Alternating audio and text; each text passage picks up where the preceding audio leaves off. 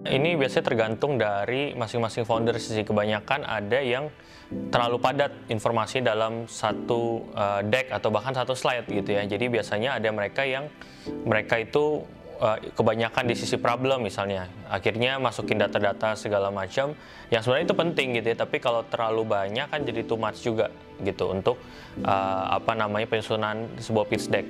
Kemudian juga ada yang kadang-kadang kesalahannya adalah mereka bahkan lupa untuk masukin mereka butuh funding berapa, atau bahkan mereka kadang-kadang apakah mereka mau butuh funding gitu kan, investor ngelihatnya butuh uang berapa sih gitu kan.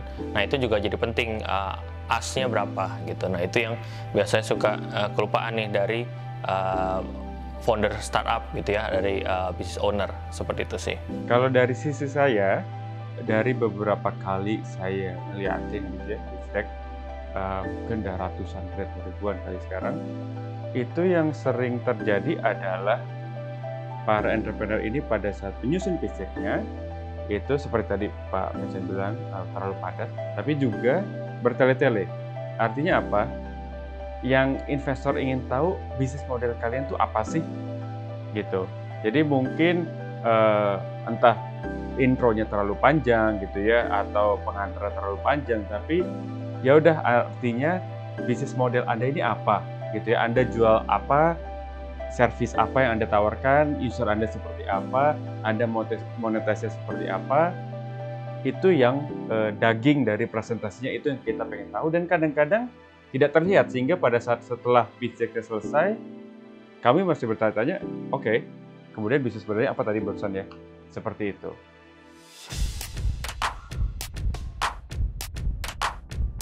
Kalau yang perlu diperhatikan, karena saya akan selalu melihat dari sisi finance gitu ya, yang kita lihat gitu, seberapa kuat graphs dari founder ini terhadap finance-nya.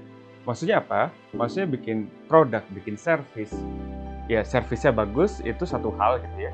Tapi kemudian service atau produk yang bagus ini jadi bisnis, di mana dalam bisnis itu pasti ada komponen revenue, ada komponen biaya, ada komponen kebutuhan belanja modal, biaya gaji karyawan segala macam, itu kan tercermin dalam satu financial projection gitu ya.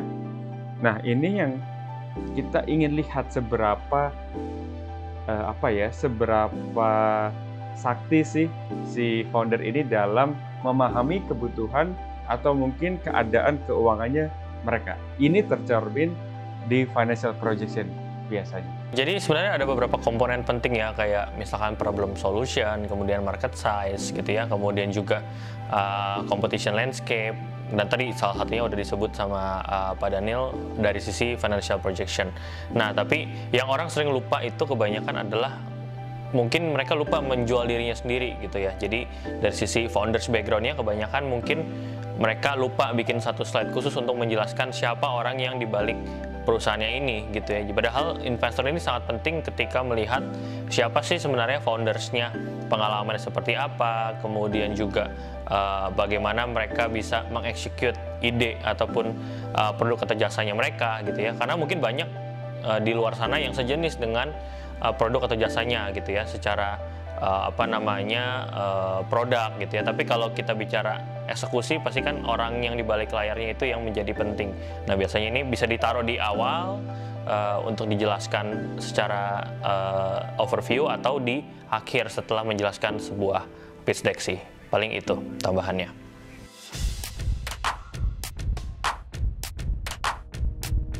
Sebenarnya secara background itu juga penting sih ya, dari sisi experience terutama.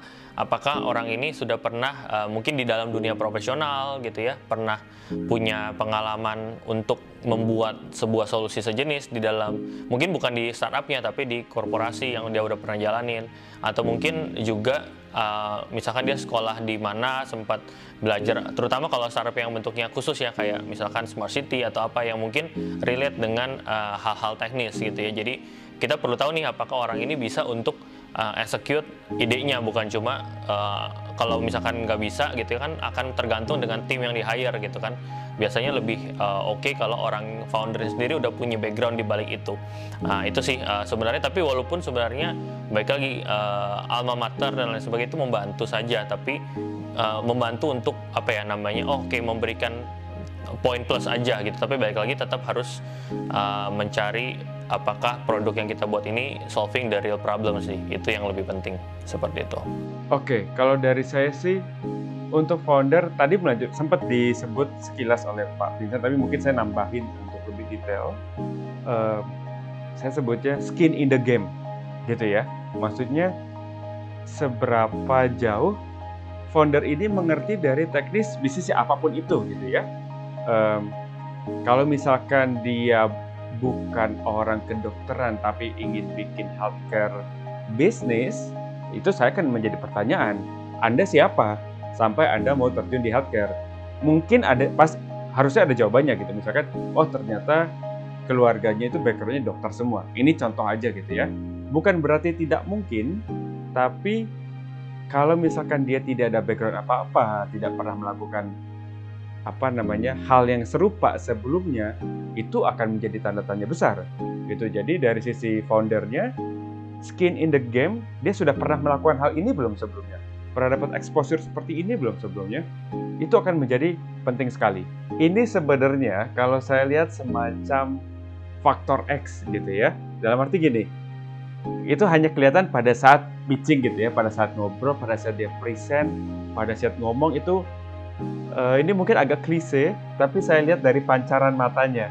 Itu biasanya kalau berkobar-kobar, matanya akan beda dengan orang yang menjalankan bisnis seperti biasa gitu ya. Hanya jual barang, hanya bikin ini. Ini saya nggak bisa menjelaskan, sekali lagi buat saya ini faktor X gitu ya. Agak-agak susah gitu dijelaskan. Tapi dari matanya kalau yang berkobar-kobar, yang ambisius, yang kayak pantang menyerahnya itu sebenarnya bisa terlihat gitu. Terlihat pada saat dia pitching, pada saat dia ngomong. Itu sih faktor X-nya itu pada saat pitching itu buat saya yang tolak ukurnya. Jadi kalau dari saya juga melihatnya adalah kesesuaian apa yang disampaikan dengan realisasi datanya juga. Jadi dari sisi data driven-nya, apakah yang disampaikan itu dia bilang misal customer-nya udah 100.000, ternyata customer itu baru akan menjadi customer gitu ya. Itu mereka begitu kita due diligence ternyata baru 1.000 gitu ya, bukan 100.000. Nah itu juga jadi notes penting, berarti attitude juga jangan investor pasti akan ngecek kok gitu ya, bukan cuma di pitching tapi sampai due diligence. Nah itu juga harus penting kita perhatikan secara attitude-nya dari seorang founders.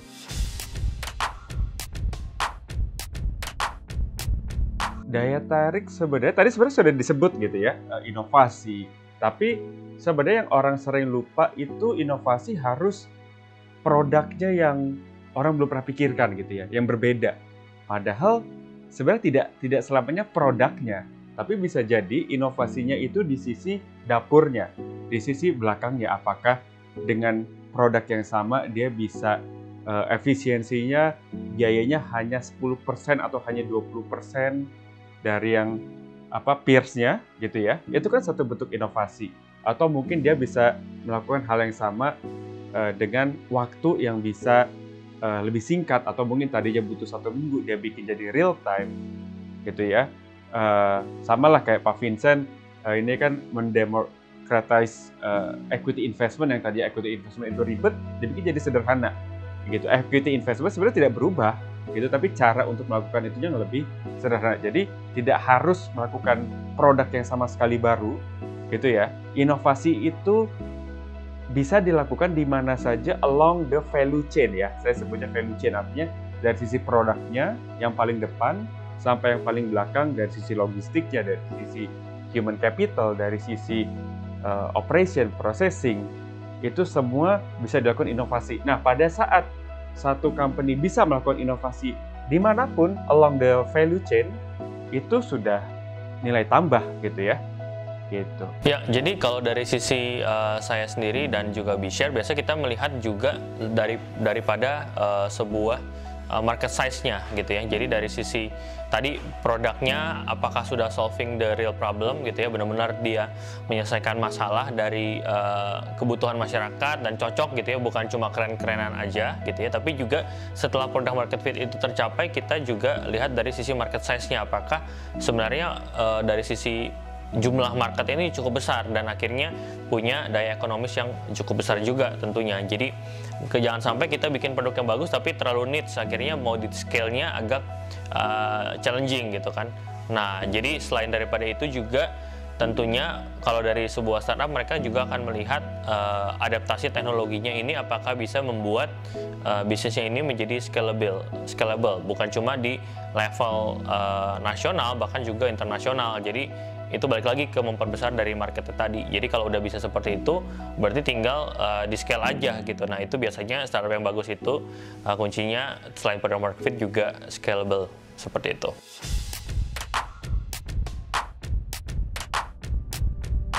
Oke, nah valuasi ini biasanya metodenya sebenarnya banyak macam ya. Kalau kita bicara finance segala macam itu pasti ada yang namanya discounted cash flow gitu ya. Jadi kita hitung cash flow-nya, kemudian diskon dan lain sebagainya. Itu pasti ada lah metodenya. Tapi selain daripada teknis itu, kalau kita berbicara staging dari sebuah startup itu metodenya beda-beda yang biasanya bisa dipakai. Jadi kayak kalau mungkin masih pre-seed gitu ya ataupun seed stage-nya mungkin nggak perlu harus sampai pakai yang canggih-canggih gitu ya. Metodenya biasanya kita bisa benchmarking juga dengan existing startup yang di bidang yang sama yang sudah mendapatkan pendanaan. Biasa kan banyak tuh ya di berita-berita dan lain sebagainya. Itu bisa kita benchmarking nih dengan user yang sama, marketnya kurang lebih gitu ya. Misalkan di US sudah ada, di Indonesia mungkin kita seperberapanya. Nah itu bisa jadi benchmarking juga. Jadi ada benchmark yang bisa kita ikuti. Nah enaknya kayak gitu sih, kalau di Indonesia kita bisa lihat benchmark dan juga kita bisa lihat lagi ada faktor-faktor lain, misalkan seperti traction ataupun metrics yang kita punya. Misalkan kalau dari e-commerce itu biasanya dia pakai GMV, biasanya berapa kali dari GMV itu bisa dianggap sebagai evaluasi. Ataupun kalau dari sisi yang lain misalkan transaksi ataupun omset, nah itu juga bisa jadi patokan, nanti tinggal faktor kalinya berapa. Nah itu biasanya metode-metode seperti itu yang bisa jadi rasionalisasi sebuah valuasi. Tapi balik lagi, valuasi sih kalau dari startup balik lagi adalah kesepakatan dari kedua belah pihak. Kalau kita udah punya hitung-hitungan yang canggih, kita udah punya benchmark yang oke, tapi ada satu pihak yang nggak setuju kan, akhirnya nggak terjadi juga valuasinya. Karena yang balik lagi valuasi itu adalah akhirnya orang ini invest di valuasi berapa secara company kan, dari investornya mereka rela untuk willing nggak untuk mereka masukin sejumlah uang untuk berapa persen saham. Nah itu sih yang biasanya di lapangan seperti itu. Kalau ngomongin resiko bisnis ini seru banget gitu ya, karena banyak sekali sudut-sudut di mana satu bisnis itu bisa beresiko gitu ya. Paling sederhananya ya karyawan resign semua itu resiko gitu. Tapi resiko yang saya ingin maksud di sini adalah secara bisnis itu paling sederhananya adalah seberapa volatile arus kasnya. Itu dulu gitu ya. Artinya apa? Semakin volatile arus kasnya, itu bisa dibilang semakin beresiko. Semakin steady, stabil gitu ya, arus kasnya rata gitu, itu semakin tidak beresiko. Itulah kenapa bisnis-bisnis yang cash flow sifatnya predictable dan stabil, contoh KPR, pembiayaan kredit rumah gitu, di mana nilainya sama untuk 15 tahun, untuk 20 tahun, itu kan sangat-sangat stabil gitu ya. Itu yang disebut orang suka itu karena stabil. Masalah kemarin 2008 itu jadi krisis, ya itu lain cerita ya. Tapi itu orang suka, investor tuh suka sesuatu yang stabil. Kalau misalkan tidak stabil tapi arahnya kayak hockey stick gitu ya, naik, ya itu juga bagus gitu ya, itu preferable. Tapi di sisi resiko adalah gimana caranya satu bisnis berusaha supaya cash flow-nya lebih stabil. Itu aja sih, semua pertanyaan terkait risiko akan bermuara ke situ. Arus kas yang stabil dan predictable. Seperti itu.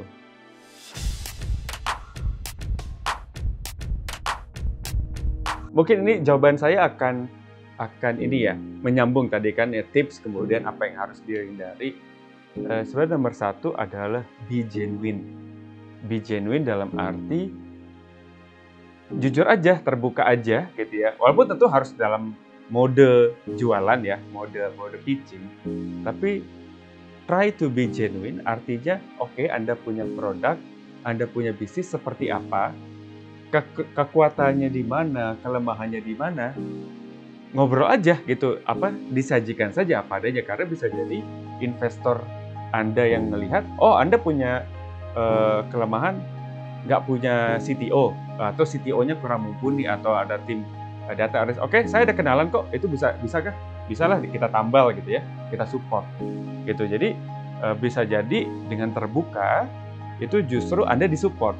Kalau Anda bilang Anda adalah Superman gitu ya, semuanya oke, semuanya keren, tidak ada kelemahan, bagus banget bisnis Anda itu malah bikin orang bukannya yakin, malah jadi bertanya-tanya gitu. Karena namanya startup kan masih start nih, pasti ada bolongnya gitu ya, yang mana wajar, semua bisnis pasti ada kelemahannya, cuma nggak perlu ditutupi gitu, di buka-bukaan aja seperti itu. Ya mungkin nambahin aja, jadi kalau misalkan pitching itu biasanya yang paling penting itu sebenarnya adalah gimana kita mempersiapkan sebelum pitchingnya. Misalkan kalau kita mau pitchingnya besok gitu ya, mungkin seminggu ataupun beberapa hari sebelumnya udah latihan pitch supaya lancar gitu ya. Jadi walaupun kita tahu secara detail bisnisnya yang kita jalani seperti apa, tapi kan kalau kita pitching di depan investor, ataupun misalkan kalau teman-teman ikut kompetisi, itu biasa kan ada waktunya, misalkan 3 menit, 5 menit. Nah itu make sure poin-poin penting tadi yang krusial di mata investor itu udah di-sounding pada saat kita pitch. Jadi pada saat kita